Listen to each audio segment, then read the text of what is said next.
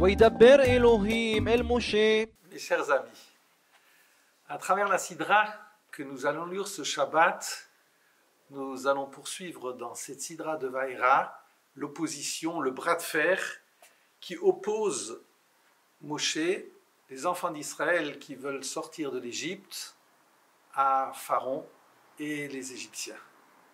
Une opposition virulente, un bras de fer qui se poursuivra à travers le début des 10 plaies, puisque dans notre Sidra, nous assisterons aux 7 premières des 10 plaies. Dans cette Sidra, ainsi que dans celle qui précédait, dans celle qui va un petit peu suivre, il y a toujours une question qui m'a intrigué. Le problème de la triche, de l'ambiguïté. Je m'explique. Dans la Sidra de la semaine dernière, nous avons vu Pharaon, qui à un certain moment changera de politique.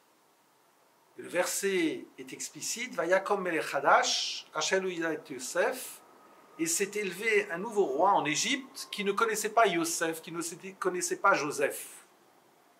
Et Rashi, de nous amener l'explication suivante, en réalité il le connaissait très bien. Il savait ce que son pays devait à Yosef, à Joseph. Mais il a fait comme si la page était tournée. Hypocrisie donc. Et du côté des enfants d'Israël, eh bien, à notre grande surprise, à notre étonnement, nous voyons que les choses sont aussi ambiguës. Comme s'il y avait quelque part une dissimulation. Dissimulation d'abord sur le fait d'emprunter, entre guillemets, des ustensiles pour sortir. Et le verset nous dira et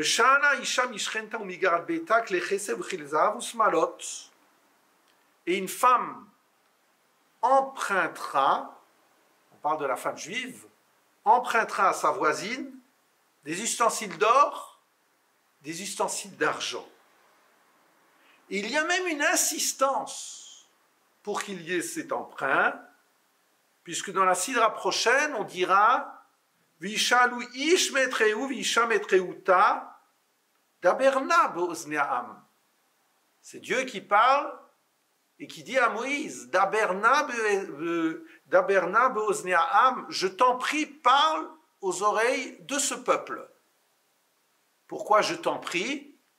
Et Rashi de nous dire pour que moi, le Saint béni soit-il, je n'ai pas à être en opposition face à la promesse que j'ai faite à Abraham, à savoir que le jour où le peuple d'Israël quittera l'Égypte, eh bien, ils sortiront avec des biens. Donc, ici, il s'agit de réaliser cette promesse-là. Ce terme Vesha'ala et une femme empruntera est difficile.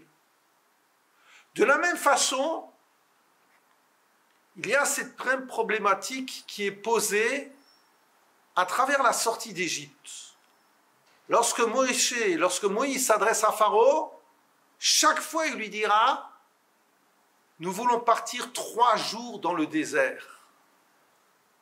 Mais était-ce cela le dessein du peuple d'Israël? Le peuple d'Israël aspirait naturellement à tourner définitivement la page. Alors pourquoi ne pars-tu pas franchement à Paro en lui disant « Eh bien la page est tournée, on veut se quitter ». Non. Surtout permets-nous de partir 3 jours dans le désert. Alors pourquoi cette ambiguïté? J'allais même souligner un dernier texte avant d'essayer d'y répondre.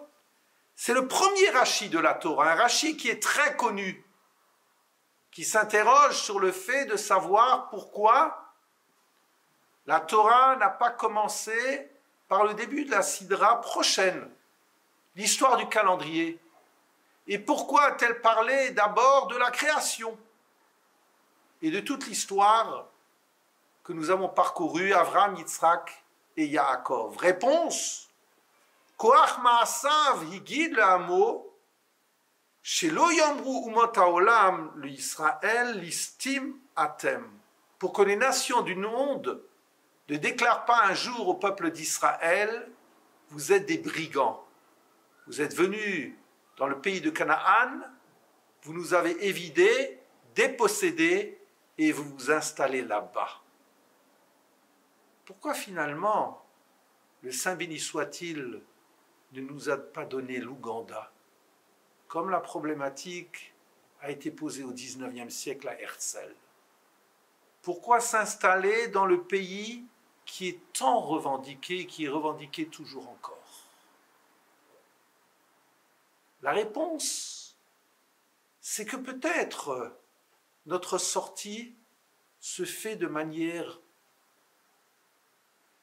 difficile, peut-être avec de la triche, en tout cas de la dissimulation, de manière ambiguë. Peut-être parce qu'en réalité, cette sortie, et cette sortie miraculeuse d'Égypte, ne peut être justifiée, justifiable qu'à travers la conduite de ceux qui en sont les bénéficiaires.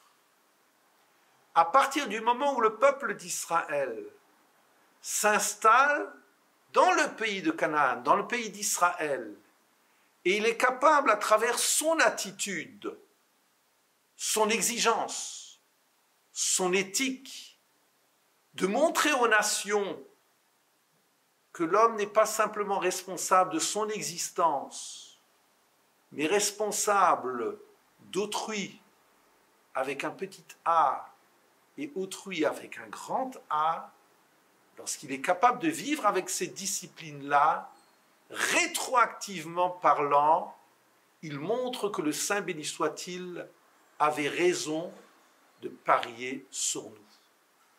Et chaque fois que l'on parlera désormais de la sortie d'Égypte, dans le fait de refuser ou d'être obligé de prêter à son voisin sans intérêt, dans le fait de ne pas tricher dans les affaires, dans le fait de surveiller ses mots, surtout face à celui qui est dans la souffrance, eh bien nous justifions le pari du Saint béni soit-il et nous en sommes responsables.